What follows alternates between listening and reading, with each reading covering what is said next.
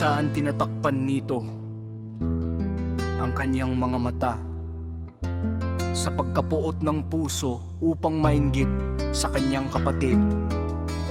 Sapagkat ang puot ay isang masamang bagay, aking mga anak, sapagkat pinagkakagulo nito maging ang kaluluwa mismo. At ang katawan ng taong nagagalit ay ginagawa nitong sarili nito, at ang kanyang kaluluwa ay nasasakop nito, at ipinagkakaloob nito sa katawan ng kapangyarihan upang maisagawa ang lahat ng kasamaan. At kapag ang katawan ay gumawa ng lahat ng ito, ang kaluluwa ay nagbibigay matuwid sa nagawa.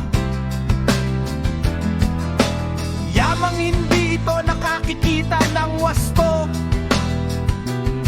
kaya't ang taong mapuot, kung siya ay isang makapangyarihang tao, ay may tatlong kapangyarihan sa kanyang galit.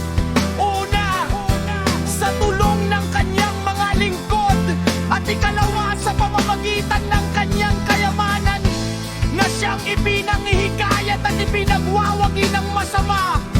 At ikatlo, sa pagkakaroon ng kanyang likas na kapangyarihan ay ginagawa niya rito ang kasamaan.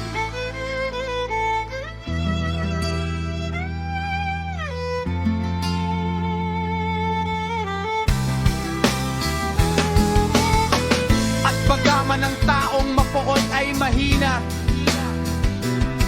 mayroon pa rin siyang dalawang ibayong kapangyarihan kaysa sa likas. Sapagkat ang puot ay laging tumutulong sa kayong mga tao sa kalikutan